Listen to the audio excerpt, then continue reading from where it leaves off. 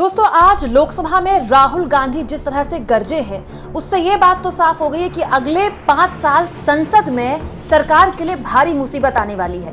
क्योंकि एलओपी के तौर पर, लीडर ऑफ अपोजिशन के तौर पर अपना पहला औपचारिक भाषण जब राहुल गांधी ने एक लंबा चौड़ा भाषण दिया, इसमें खुद प्रधानमंत्री को खड़े होकर हस्तक्षेप करना पड़ा, उनको बोलना पड़ गया। मतलब पिछले 10 सालों में ऐसा नहीं हुआ है दोस्तों कि जब भी कोई विपक्ष का नेता बोल रहा हो, पीएम खड़े हो, क्योंकि 10 साल में विपक्ष का नेता ही नहीं था, एलओपी ही नहीं था।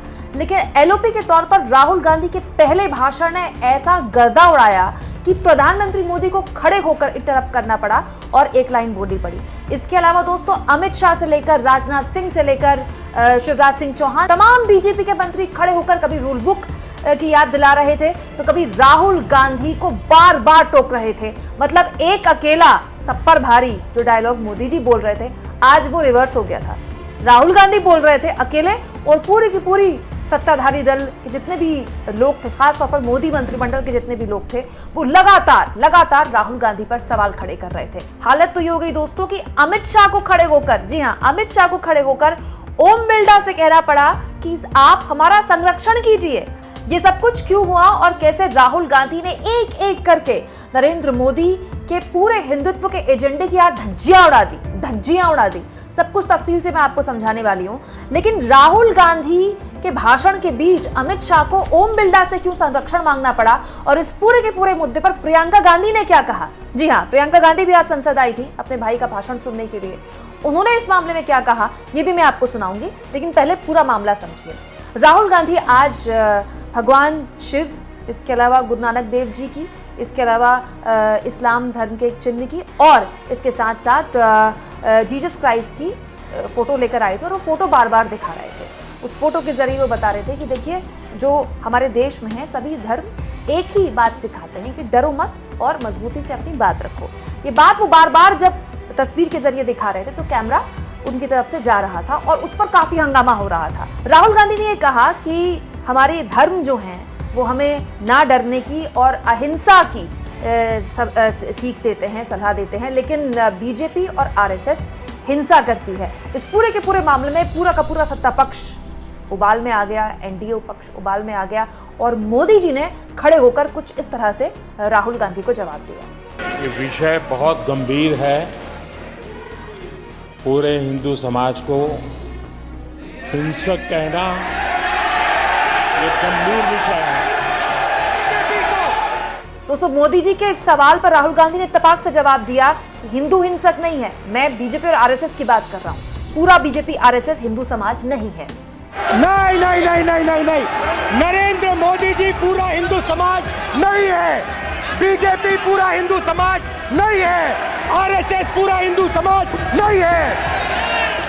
अब इस पूरे के पूरे मसले पर बीजेपी ने इसको मुद्दा बना लिया कि देखिए, राहुल गांधी ने हिंदुओं का अपमान किया। हालांकि इस तरह के आरोप बीजेपी उन पर लगातार लगाती रही है, लेकिन ये सवाल जब प्रियंका गांधी के सामने गया, क्योंकि आज वो संसद भवन में ही थी, संसद के अंदर वो अपने भाई का भाषण सुन रही थी, तो वो जब बाहर आई और उनसे पूछा गया कि राहुल गांधी ने हिंदुओं का अपमान किया, तो प्रियंका गांधी ने कहा कि मेरे भाई कभी हिंदुओं का अपमान कर ही नहीं सकते। आगे प्रियंका गांधी ने कहा कि उन्होंने ये बात बीजेपी और उनके नेताओं के लिए कही थी, मेरे भाई कभी भी हिंदुओं का अपमान कर ही नहीं सकते। यानी कि प्रियंका गांधी भी एक तरह से फ्रंट फुट पर खेलते हुए राहुल गांधी का बीच बचाव करते हुए दिखाई दी। लेकिन इस बीच जब ये लगातार राहुल गांधी जबरदस्त तरीके से प्रधानमंत्री मोदी पर हमलावर थे, प्रधानमंत्री मोदी से सवाल पूछ रहे थे, तो न केवल मोदी जी खड़े हुए, अमित शाह जी भी खड़े हुए, राजनाथ सिंह भी खड़े हुए, और अमित शाह बीच में खड़े होकर राहुल गांधी के भाषण के बीच में कुछ इस तरह से ओम बिरला से मदद की गुहार लगा रहे थे। सुनिए अमित शाह ने क्या कहा। तो कैसे सदन में चल सकता है मान्यवर?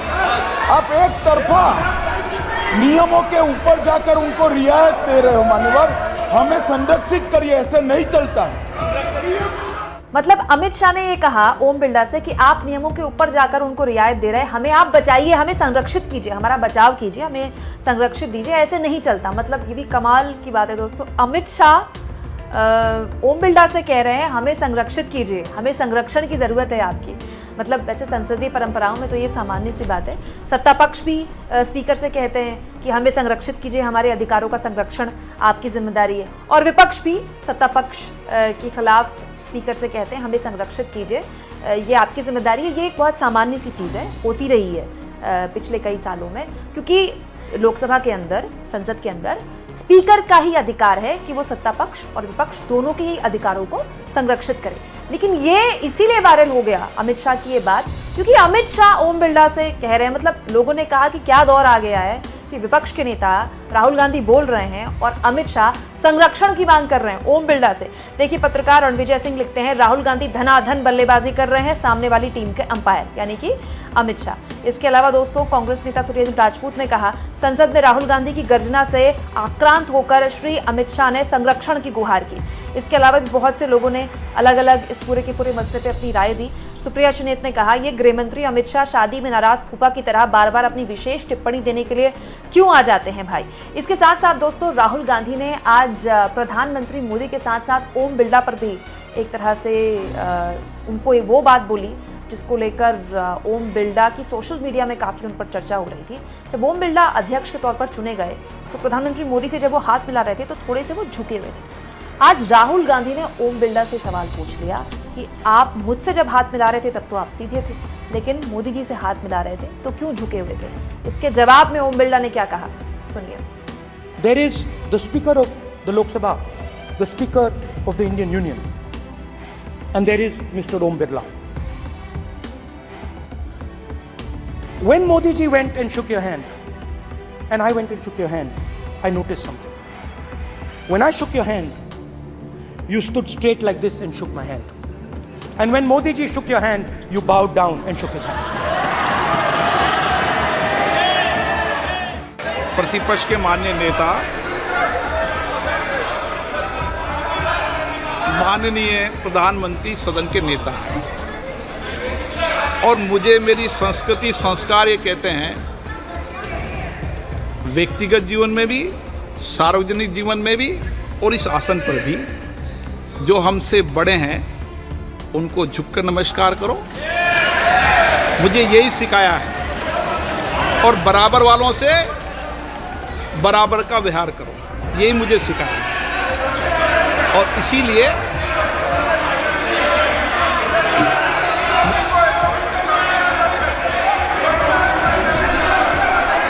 स्पीकर सर,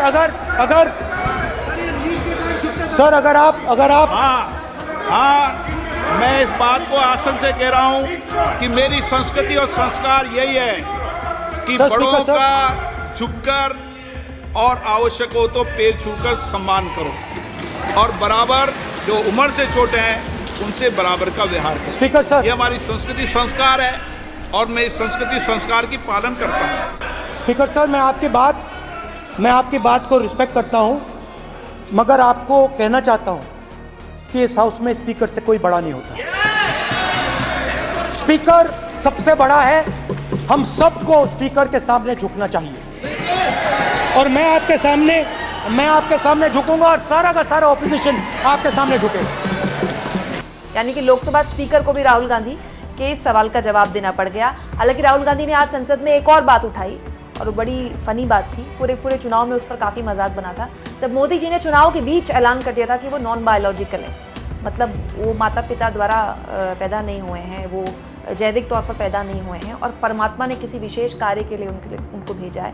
आज इस मुद्दे पर भी राहुल गांधी ने ज़बरदस्त क्लास लगाई मोदी जी की। सुनिए कैसे मजाक उड़ाया है राहुल गांधी ने मोदी जी के मुँह पर। पता नहीं फाइन ट्यूनिंग हो गई भगवान के साथ, डायरेक्ट मैसेज भगवान।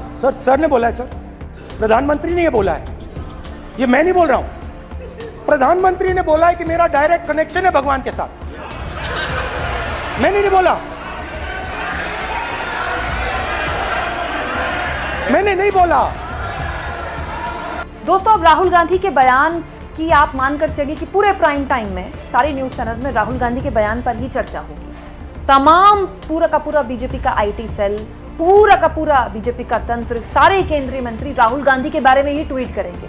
यही राहुल गांधी का उद्देश्य था, यही नेता प्रतिपक्ष के तौर पर उनका सबसे महत्वपूर्ण कार्य भी है और इसके जरिए वो मीडिया अटेंशन भी पाएंगे और जाहिर तौर पर ये भी दिखाता है दोस्तों कि एक नेता, एक विपक्ष का नेता अगर मिलता है, प्रतिपक्ष का नेता अगर संसद में मिलता है तो वो किस कदर आवाज बुलंद कर सकता है। आज केवल और केवल राहुल गांधी के भाषण की ही चर्चा है। आप उसका विरोध करें, आप उसका समर्थन करें, आप उसे पसंद करें, आप उसे नापसंद करें, लेकिन आप उसे इग्नोर नहीं कर सकते। यही नेता प्रतिपक्ष की पहचान भी होती है और जाहिर तौर पर यही उम्मीद भी उससे की जाती है। आपको दोस्तों राहुल गांधी का आज का भाषण कैसा लगा, कमेंट बॉक्स में जरूर लिखें और जितना हो सके चैनल को शेयर करें, सब्सक्राइब करें और थैंक्स और ज्वाइन के ऑप्शन से अगर आप चाहें तो कुछ आर्थिक मदद भी चैनल की जरूर करें।